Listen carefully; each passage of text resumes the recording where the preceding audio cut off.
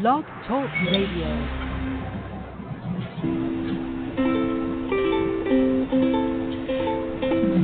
Hi everyone, this is Camille from sunny California, and you're listening to the Coffee Chat with Camille show, which is a podcast series that interviews various guests about real-life topics for people who love to learn.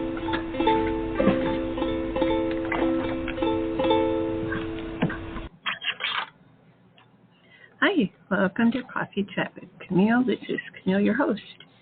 We have first of all, happy Friday, everyone. We have a great guest and a great topic. How to be a champion of change and not a victim with Dai Manuel. Let me make sure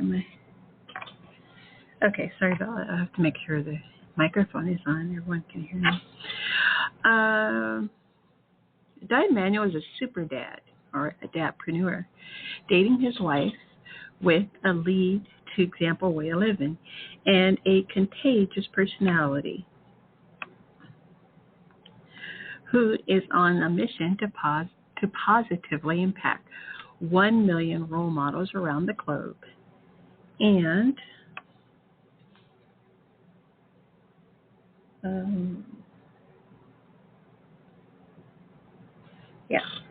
I see. No. This is not right. I think so. Oops. 1 second, everybody. Okay, here we are. Hopefully everyone can hear me now. I think I have the wrong microphone in. All right, back to the topic is how to be a champion of change and not a victim with Dai Manuel. Dai Manuel is a super dad, dating his wife with a lead by example way of living and a contagious personality who is on a mission to positively impact 1 million role models around the globe to lead a FUN-ctionally fit life through education, encouragement, and community.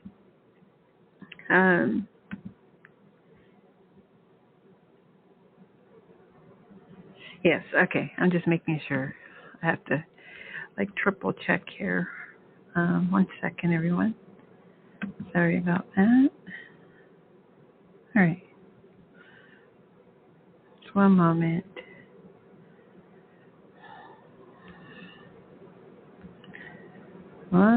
Just waiting for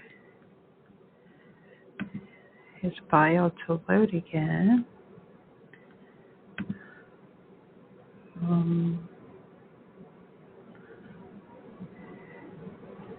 Yeah, I don't know what's going on. It's like a little problem with the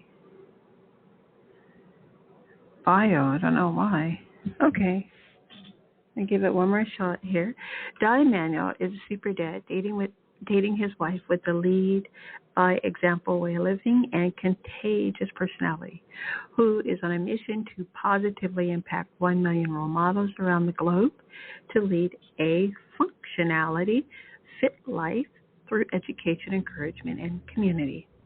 He is an award-winning digital thought leader and author, Distinguished Toastmaster and keynote speaker, former partner and chief operating officer of a multi-million-dollar retail company, and a sought-after lifestyle mentor and executive performance coach.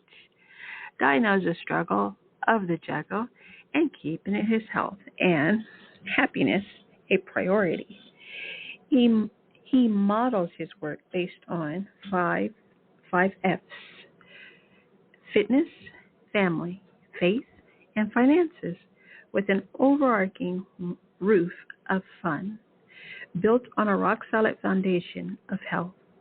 Nuggets of wisdom and inspiration to take action to be your best self are guaranteed when you connect with Dai.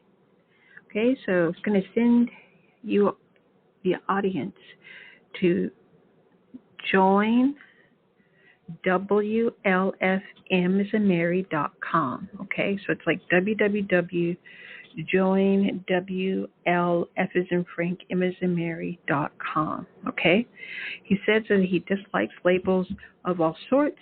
He believes anyone can change at any given time If a choice is made, then action steps are implemented.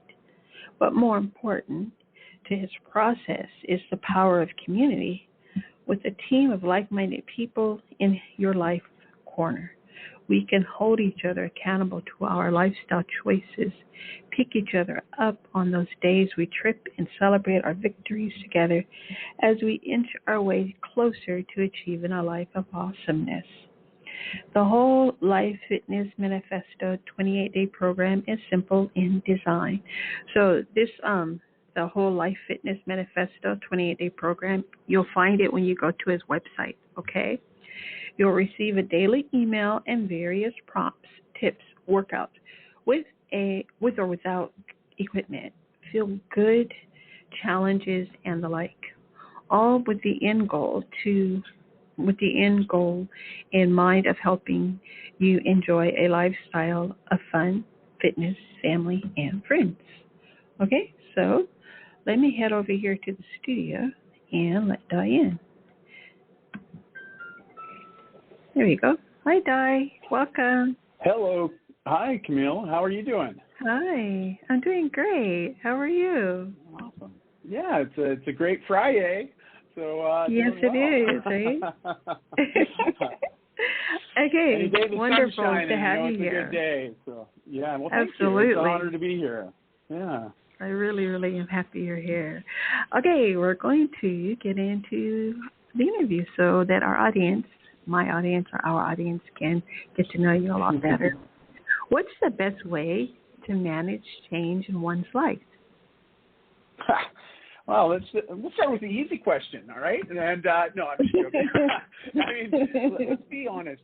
I think we have to sort of talk about change in, sort of there's that personal context, right, when we think about change. I mean, there's so many different ways that things change, but there's that change that we personally experience. And I think the way I like to equate it is for most of us, when it comes to our experience with change, it's kind of like a movie. And for those that are listening, you may remember back to a movie that came out in 1982 with Harrison Ford called Indiana Jones and the Raiders of the Lost Ark. And for those that have seen it, they'll appreciate the first 5 minutes of the movie. There's a fairly dramatic scene. And you see Indiana Jones, and he gets this idol, and he's trying to escape this cave, but a booby trap is triggered. And all of a sudden, you see him run as fast as he can through this dark, dingy cave, and there's this massive boulder that's 5 times his size chasing him from behind. And I think that scene is a perfect metaphor for how most of us look at change in our life. We're Indiana Jones. We've got some prize or goal that we're working towards, and yet we feel like this boulder of change is coming at us, whether we like it or not. And we might be a victim to it, we might get bowled over. And I think we have to remember the best place to begin is think about the positive changes we've already experienced in our lives, because change is just a system. It's what we go through as we evolve. But like Camille, how many times have you been through changes in your life? Big changes. A lot. Yeah.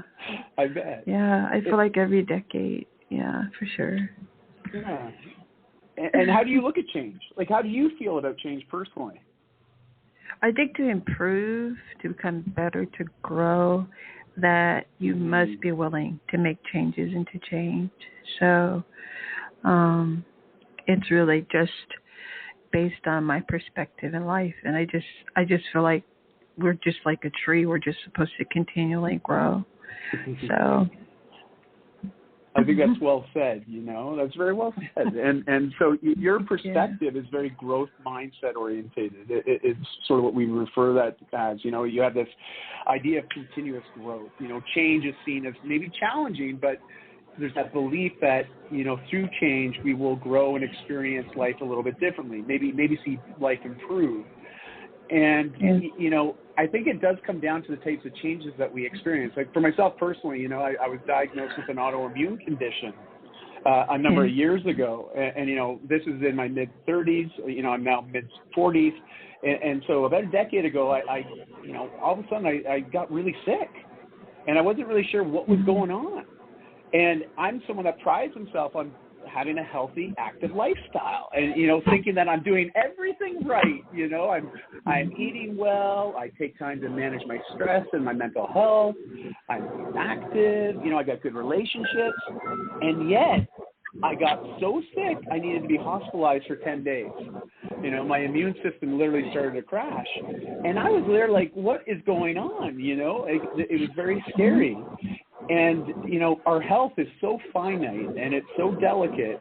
The smallest of things can throw us way up. And so all of a sudden I found myself thrown into this place where all of a sudden I started questioning my identity. I'm like, wait a minute, I'm a healthy guy. I thought I was doing everything right. And here I am in the hospital, concerned that I might be dealing with some form of cancer or something else. And, what happened was, after they diagnosed me with this autoimmune condition and certain treatments were put in place, I started to get better. I still have the condition, but I've had to adapt how I live my life based on now knowing I have this condition. So it was a change that wasn't necessarily welcomed. I went through the process of it. It wasn't easy going through it. But once I got out on the other side, and now when I reflect back on change, especially that specific incident in my life, I'm able to draw from it the lessons and the learnings, but more importantly, sort of shift my perspective to see how can I continue to move forward with life and in a positive way, even though I had this negative experience with my health.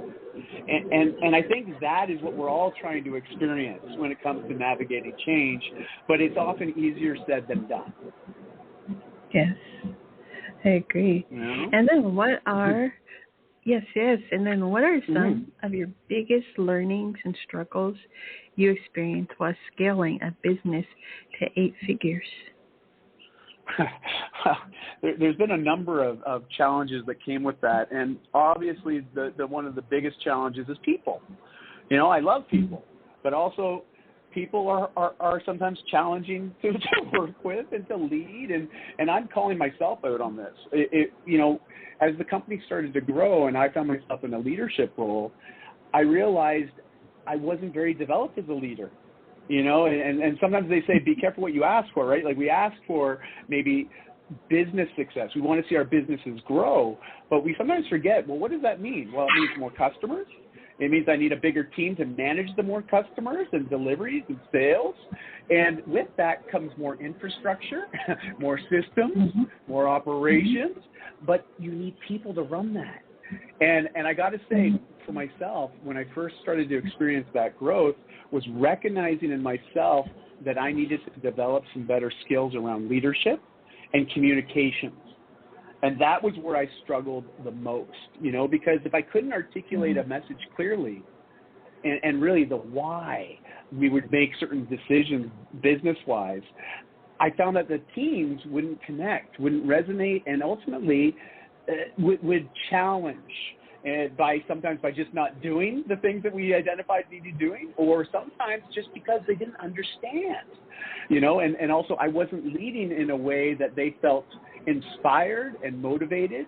And so for myself, that was honestly one of the biggest struggles. And for me, thankfully, I found a great mentor, a good business coach. And on top of that, I started going to something called Toastmasters. And I'll tell you, Toastmasters, it's accessible to anybody and everybody. It's a volunteer-driven organization around the world, but it helps you develop leadership skills as well as communication skills. And it was honestly a game changer for me. And I've been in around that community now for over a decade. And I don't ever see myself not being a part of it. It's just been so instrumental in helping me grow as a person, as well as a business owner. Wonderful, wonderful. And then what do you mean when you say dating your wife of 21 years? Well, language is a big deal, especially in our household. And, it's that little voice in our head that speaks to us when we have nobody else around. And sometimes we have to wonder, is that voice negative, or is it positive, or is it neutral? And often I would find myself thinking not always about positive things. And I would see this showing up in lots of different areas of my life, either as a businessman, as a friend, as a son, but also as a husband. And what I realized was there's power in intentions when we select certain types of language. And for my wife and I, we recognized that as our relationship continued onward and our kids started to get older, you know, after about a decade together, you start to realize that you just get so comfortable with each other. You know, you think you know everything about that individual. And we found that we had changed a lot in that 10 years. And now, you know, in our second decade together, you know, or actually heading into our, you know, 23rd year, I got to say, if we didn't intentionally take the time to date one another, we wouldn't have the opportunity to continuously get to know each other because of that person that we're changing and always changing into, but also that opportunity to fall in love with each other again and again. And that's why I invite anybody that's in a long-term relationship, well, think about forever dating. You know, like you're never going to stop dating each other. You set that intentional time to have those great conversations, those discovery conversations, so you're constantly reconnecting with that person again and again. And so, yeah, with that intention, my wife and I refer to each other as, you know, literally dating our spouses for over 20 years now, and it definitely helps. It really does, and it's allowed us to really maintain a very strong and healthy relationship. Sounds so great. Great. What is the most powerful question that you've ever been asked? Well, to be fair, you know, at different periods of my life, there's been different questions. And sometimes those questions are, well, they're not only empowering, but they are sobering. From a standpoint, it can bring us instantly into focus and getting very real about our own lives. And I'm not shy to that. You know, it was almost 14 years ago, I was at my worst battling with alcohol. And I just found myself, it was a very easy distraction. It was my way of dealing with stress and overwhelm. And really, to be fair, Camille, it was just an escape for me. It was how I escaped the pressures in life, you know. And in my early 30s, I believed that there was all this stuff I was working on. You know, I had a growing family. I had a business. I had community initiatives. You know, I just had all these things. And yet, at the end of the day, I was doing it to distract myself from really taking ownership of my own life and some of my choices I was making. Anyways, long and short of this story, I got to this place where I got extremely inebriated the night before. I don't remember how I got home, but I woke up the next day. It was late. It was almost noon. My wife was already up with our two girls, our two daughters, both under the age of 6 at this time. And I made my way down to the kitchen, and my wife was there and just glared at me. And it was this look on her face. You know, we had been together for about a decade at this point in time in our relationship. And the way she looked at me that morning, or almost noon at that time, it was this look that I'd never seen on her face before. And it was just sort of this look of disdain and just really, I'd go as far as to say disgust, you know, from the standpoint that she's always been a person that saw the potential in me, and that's what I always loved about her. She had this ability to pull the best out of me. But that look wasn't there now. And she waited for me to come to the kitchen table, sat me down, and the next thing out of her mouth was, you know, this isn't the environment I want to raise our kids in. Let's talk about what it's going to look like to co-parent our kids and literally not be together anymore. And you know, at that moment in time, that was not what I was expecting. It's not what I wanted. And to be fair, it's not what she wanted either. And we continued that conversation. A lot of tears were shed. But we got to a place where she just asked me this question. And this question changed my trajectory in life forever. You know, and she literally asked me the question, are you being the type of man that you would want to marry your daughters? And I'll tell you, Camille, when she asked me that question, it was like instant focus on the reality that the person that I was modeling and how I was mentoring, not only my kids, but the people around me, I was the opposite of that. You know, I wouldn't want anybody like me at that time to show up and try to get close to my family or close to my friends, because I just wouldn't want that for them. And yet that's how I was showing up. And so it was in that moment I made a decision, you know, that I'd go a year without drinking. After that whole year happened, got to a place, and my wife and I looked at each other, and I was like, so much has changed. What if I just kept going down this path? And, you know, I'm coming on 14 years now since I had my last drink, but I'll tell you, it all started because of that question. It really did. Yeah, that's powerful, and congratulations to you. And then you're welcome. Why do you do what you do? Well, for me, you know, at 17 years old, I had just overcome 2 years of really doing a lot of changes. You know, as we're all familiar with change, but I've had a number of significant changes. And at 15, I remember going to the doctor with my mom, and the doctor looking at my mom and saying, Betty Ann, Dai is morbidly obese.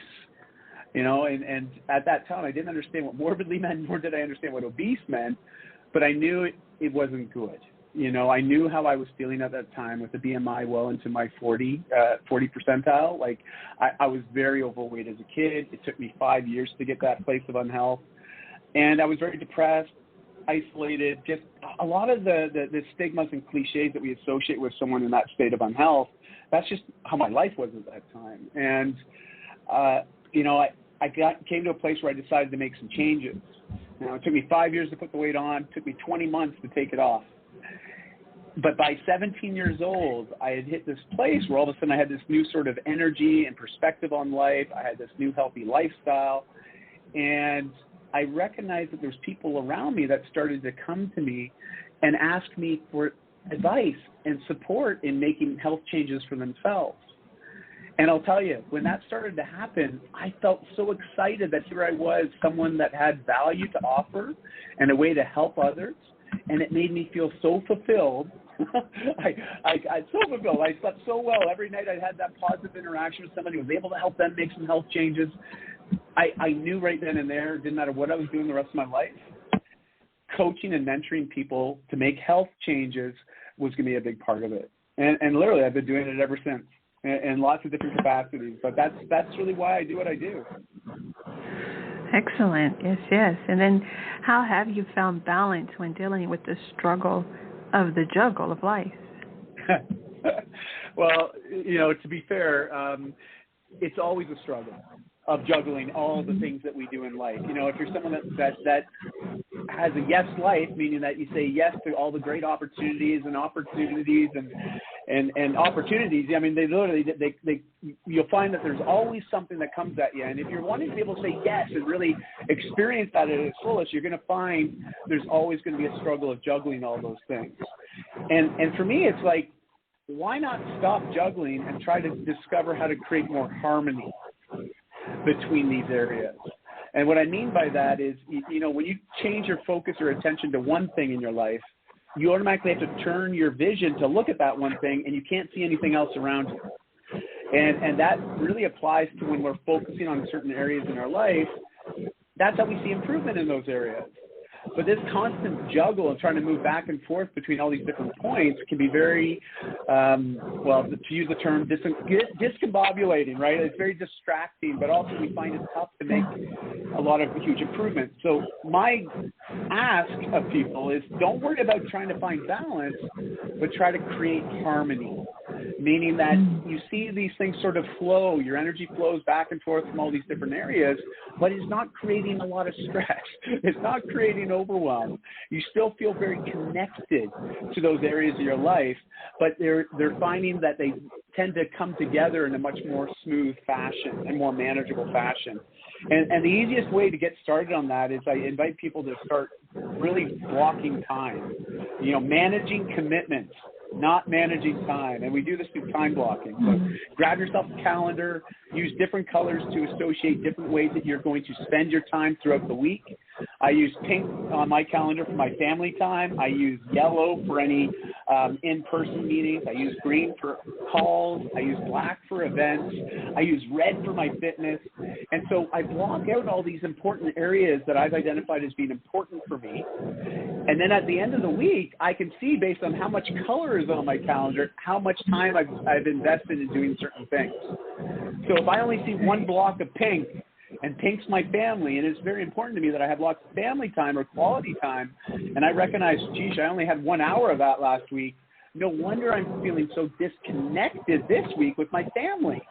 because last week I didn't really spend much time connecting with them and spending time with them. And so when you can start to see how these changes in your focus and where your energy is going and see it represented in a picture on your calendar that's colored, you learn very quickly where those opportunities to create more harmony exist. And so that's just one exercise or one way of really starting to implement what we're talking about right now. Yes, that's excellent, excellent. And then what lifestyle habit has had the most significant impact on your life, which you kind of touched on just now, and why? Mm-hmm.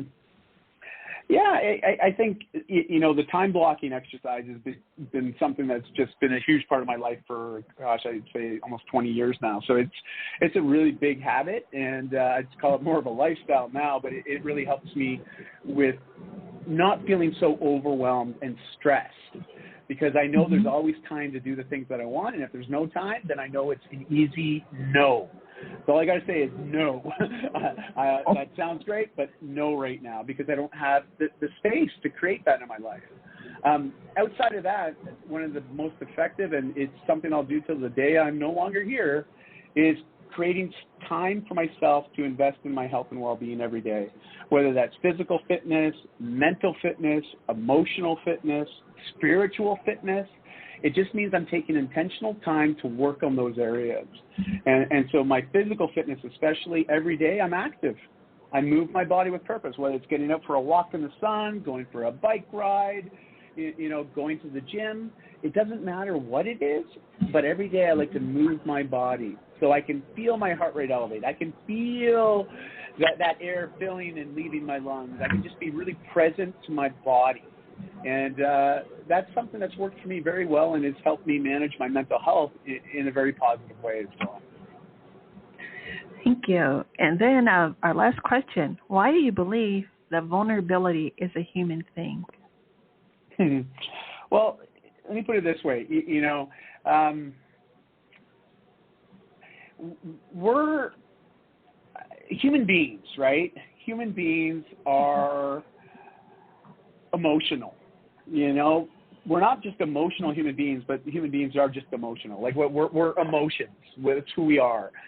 And if you think about that, how do we express emotions? How do we express and create connection? And it's often an act of vulnerability. And what I mean by that, it's someone usually going first that opens up about themselves or about a situation, about a belief. And that, with that other person or group, it then allows them now this opportunity to connect deeper, to better understand or even empathize with that individual. And in turn, that also creates a little bit of trust. And when we have that trust, we're more inclined to open up as well. Share maybe a point of view, a perspective, an idea, you know. But it all takes a little bit of vulnerability of us saying, you know what? I trust this situation or person enough. I trust myself enough that I can divulge this bit of information or this you know, perspective or state of mind. And I know that in certain circles it's really challenging because if we haven't had good, positive vulnerability emulated or mentored to us, we may see it as a negative thing. We may see it as something that people will take advantage of us over. You know, maybe we've had a bad experience with opening up with somebody that we did trust in the past. And that person took what we said, told somebody else, or maybe started to use that against us. So it creates this negative relationship with this idea of being able to open up. And we don't want to open up for the sake of opening up.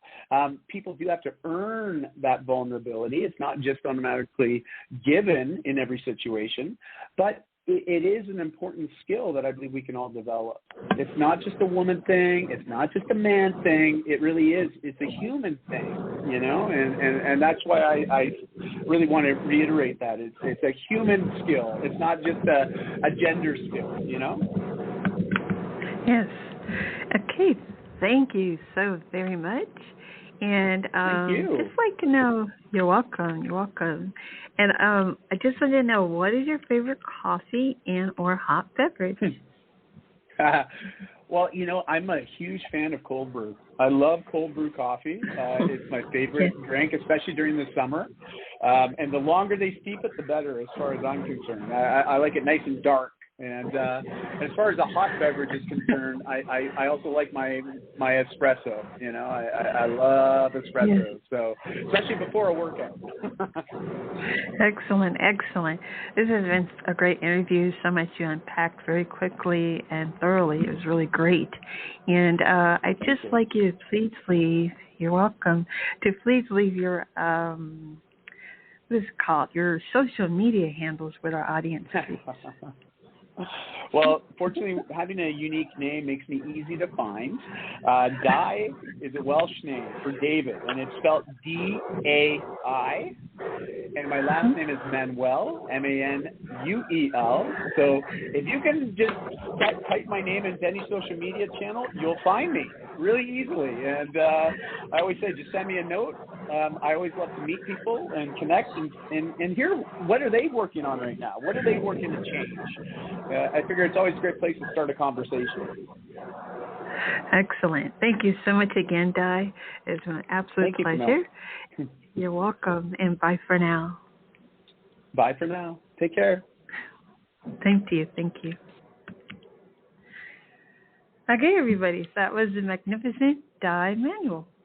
And I hope that you are able to take away quite a bit of kind of like positive. It's a lot of positivity in his messaging, and I just hope that it was as impactful for you as it has been for me. And I'm just so thankful that he took this opportunity to spend on the show here. And I want to say again, happy Friday to you all. Thank you again, Dai Manuel. And thank you, audience, for listening. You can find most of these episodes on any of the streaming platforms, okay? And actually on the Spotify, I'm still working with them to get my episodes up again. So in the meanwhile, what you can do is go to blogtalkradio.com and just put in Coffee Chat with Camille. And also, I do have a website with all of the episodes on there, and also Dai's contact info. I'll add the, the link that he just gave right now before our interview closed, okay? And or, again, like you said, you can also just probably Google his name, and a lot will pop up for you. Okay, so if you go to coffeechatwithcamille.com, you'll be able to find this episode, all right? It's called How to Be a Champion of Change and Not a Victim with Dai Manuel. Thank you all very much for listening. Bye for now.